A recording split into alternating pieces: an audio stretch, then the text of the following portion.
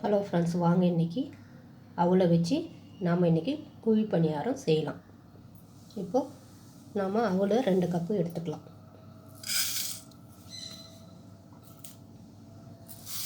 இப்போ இதை நல்லா நம்ம கழுவி ஒரு 5 நிமிஷம் ஊற வச்சிடலாம்.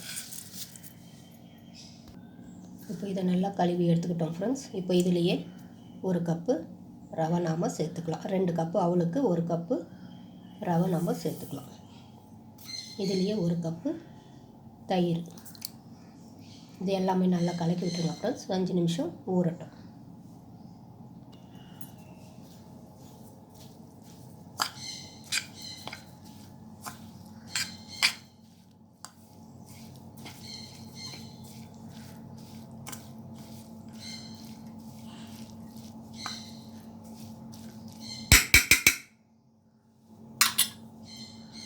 இப்போ இதை ஊறுறதுக்குள்ளே நாம் வெங்காயம் பச்சை மிளகாவை வதக்கி எடுத்துக்கலாம். இப்போ அடுப்பில் ஒரு கடாய் வச்சுக்கோங்க ஃப்ரெண்ட்ஸ்.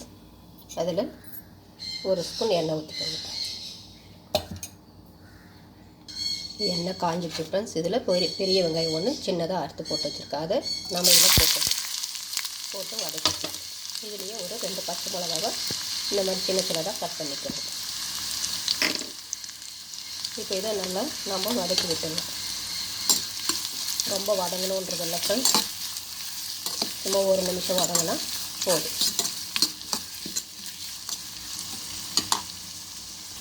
இப்போ நாம் அடுப்பை நிறுத்திடலாம் ஃப்ரெண்ட்ஸ்.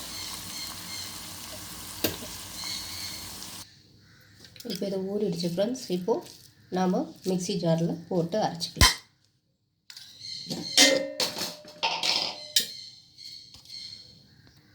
இந்த ஜாரில் நம்ம எடுத்து போட்டுக்கலாம் ஃப்ரெண்ட்ஸ்.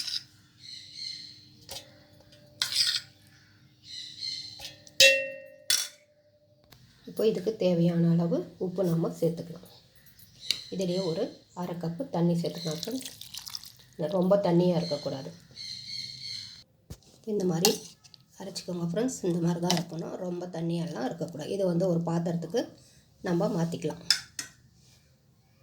இப்போ இதெல்லாம் நம்ம வதக்கி வச்சுருக்கிற வெங்காயம் பச்சை மிளகாவை சேர்த்துக்கலாம்.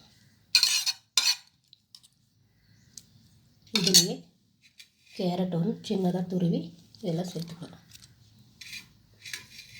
இதிலே இஞ்சி 1 துண்டு இந்த மாதிரி துருவி இதில் சேர்த்துக்கோங்க. கொத்தமல்லி தழை சிறிதளவு. இது எல்லாமே நல்லா கலக்கி விட்டுடலாம் ஃப்ரெண்ட்ஸ்.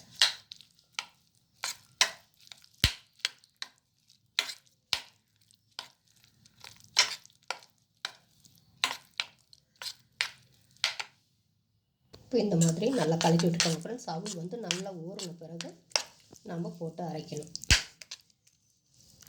இப்போ இது குழிப்பணியாரம் மாதிரி ஊற்றி எடுத்துக்கலாம். இப்போ அடுப்பு பற்ற வச்சு குழிப்பணியாரம் சட்டி வச்சுக்கோங்க ஃப்ரெண்ட்ஸ். அதில் எண்ணெய் இந்த மாதிரி விட்டு நல்லா தொடச்சி எடுத்துக்கோங்க.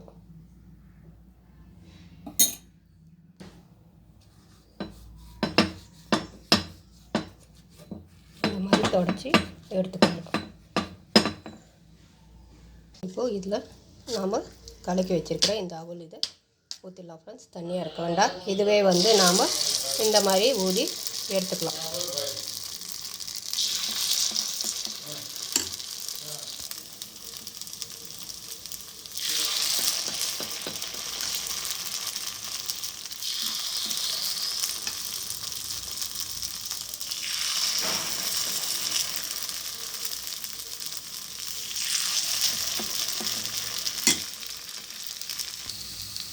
இப்போ இதை சுற்றி நாம் எண்ணெய் ஊற்றிக்கலாம்.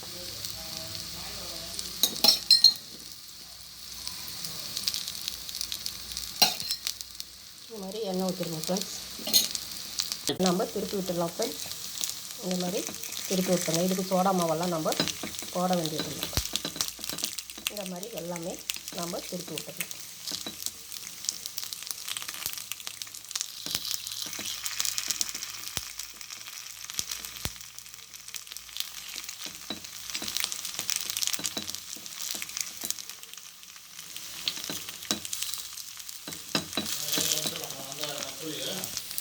அவ்வளோதான் ஃப்ரெண்ட்ஸ். இப்போ நம்ம இதை எடுத்துடலாம். 2 பக்கமும் நல்லா செவந்து வந்துடுச்சு. இதே மாதிரி நாம் எல்லாமே சுட்டு எடுத்துக்கலாம்.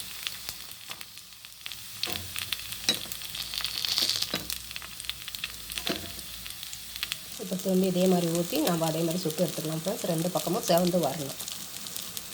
இப்போ சுவையான அவுள் பணியாரம் ரெடி. செஞ்சு பாருங்கள் ஃப்ரெண்ட்ஸ். இதுக்கு தேங்காய் சட்னி ரொம்ப நல்லாயிருக்கும். செஞ்சு பார்த்துட்டு கமெண்ட் பண்ணுங்கள், ஷேர் பண்ணுங்கள், சப்ஸ்கிரைப் பண்ணுங்கள், லைக் பண்ணுங்கள். நன்றி, வணக்கம்.